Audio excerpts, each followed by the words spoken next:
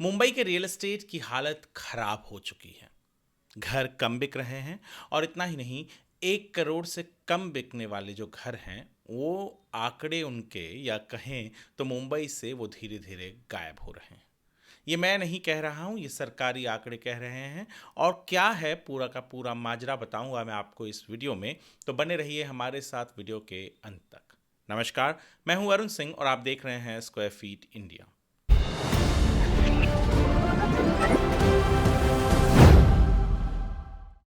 दरअसल हर महीने सरकार की जो इंस्पेक्टर जनरल ऑफ रजिस्ट्रेशन, जहां पर घर रजिस्टर होते हैं जब बिकते हैं, उनका आंकड़ा आता है।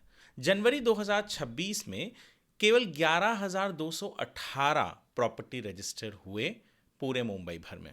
जी हाँ, यह आंकड़ा अगर मैं दिसंबर से कंपेयर करूं तो बहुत ही कम है। दिसंबर में कुछ 14,000 घर थे और जनवरी 2025 से अगर मैं आंकड़ा कंपेयर करता हूं तो भी कम है, क्योंकि जनवरी 2025 में कुछ 12,000 से ज़्यादा घर रजिस्टर हुए थे।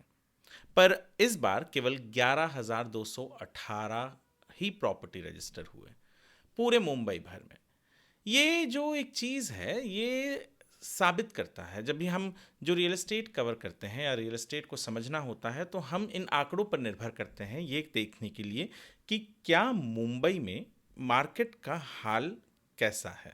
जी हाँ, यदि रियल एस्टेट का मार्केट समझना हो तो रजिस्ट्रेशन, प्रॉपर्टी रजिस्ट्रेशन के आंकड़ों को देखा जाता है।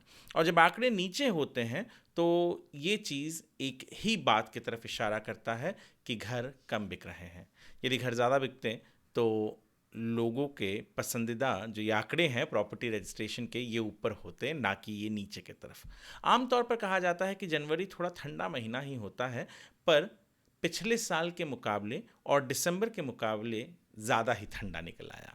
और सबसे बड़ी चीज़ तो ये भी है कि 1 करोड़ से कम दाम वाले जो घर हैं वो मुंबई के शहर से, मुंबई के रियल एस्टेट मार्केट से धीरे धीरे गायब होते जा रहे हैं।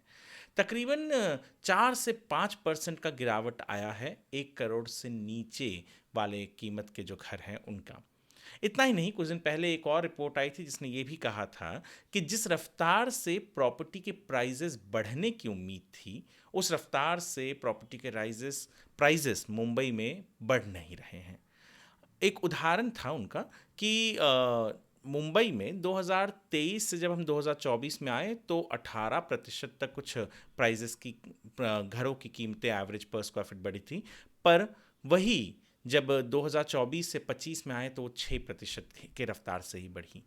और इतना ही नहीं, एक और दूसरी रिपोर्ट आई है जो और भी चौंकाने वाली बात कहती है कि पूरे देश भर के टियर 2 सिटीज़ भी जो हैं वहाँ पर भी जो प्रॉपर्टी के सेल्स हैं उसमें एक अच्छा खासा अमाउंट, जो परसेंटेज है वो गिरावट आई है।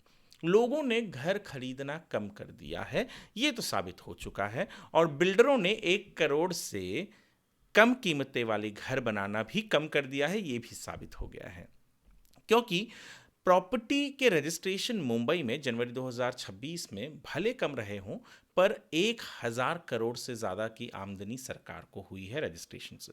इसका अर्थ ये है कि जो महंगे घर हैं वो अब ज़्यादा बिक रहे हैं। हालांकि आंकड़ा नीचे है, क्योंकि स्वाभाविक है कि एक आम इंसान बहुत महंगे लग्जरी घर नहीं लेता। एक आम इंसान वही घर लेता है जिसे उसे रहने के लिए, या जितना वो उसकी हैसियत हो अफोर्ड कर सके उतना। पर घरों की कीमतें जो हैं वो आदमी को मजबूर कर देता है कि अपने हिसाब से ही घर ले, चाहे कितनी भी कोशिश कर ले, हाथ पैर मार ले। और जो आम इंसान के बजट में बैठने वाले घर हैं वो कम बिक रहे हैं। मुंबई में कम बन भी रहे हैं, मुंबई में कम मिल भी रहे हैं। और आंकड़े पूरी तरीके से ये चीज़ को साबित करते हैं। आईजीआर के आंकड़े यानी रजिस्ट्रेशन के आंकड़े ये बताते हैं कि मुंबई में जनवरी 2026 में दिसंबर 2025 के मुकाबले तो बहुत ही कम, और जनवरी 2025 के मुकाबले भी घर कम रजिस्टर हुए, कम बिके।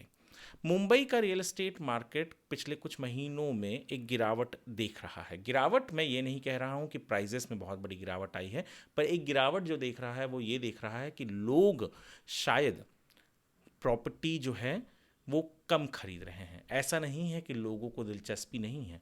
महाडा की हाल ही में जब लॉटरी आई थी कोंकण बोर्ड की थाने में, तो कुछ घरों के लिए लाखों लोगों ने आवेदन किया था। अभी हाल ही में जब महाडा ने अनाउंस किया था कि वो 120 घर बेचेगा first come first serve basis पर, तो उसके लिए भी बहुत ही ज़्यादा अच्छा प्रतिसाद दिया था। यानी लोगों को घर खरीदना है, लोगों को घर चाहिए, पर उनके रेट में जो घर मिलना चाहिए वो शायद मार्केट में नहीं मिल रहा है। ये एक वेकअप कॉल है सभी के लिए, खास करके उन लोगों के लिए जो घर बनाने के बिजनेस में हैं।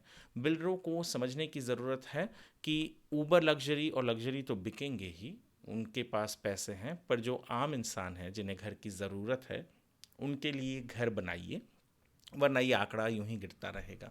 और इतना ही नहीं, एक बहुत ही अहम चीज़ है जो सरकार को भी समझनी होगी कि उनके जो स्कीम्स हैं वो मुंबई जैसे शहर में शायद काम नहीं आ रहे हैं। अफोर्डेबल के नाम पर भी घर सस्ते तो नहीं मिलते, पर घर ही नहीं बन रहे हैं और कम होते जा रहे हैं, तो सरकार को भी सोचने की ज़रूरत होगी। ये जो पूरे आंकड़े हैं इसके ऊपर एक आर्टिकल हमने हमारे वेबसाइट squarefeetindia.com पर अपलोड किया हुआ है, आप वहाँ पर जाकर पढ़ सकते हैं।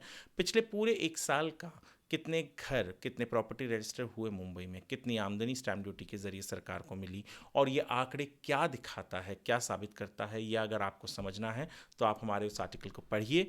और वीडियो को देखने के लिए आपका धन्यवाद।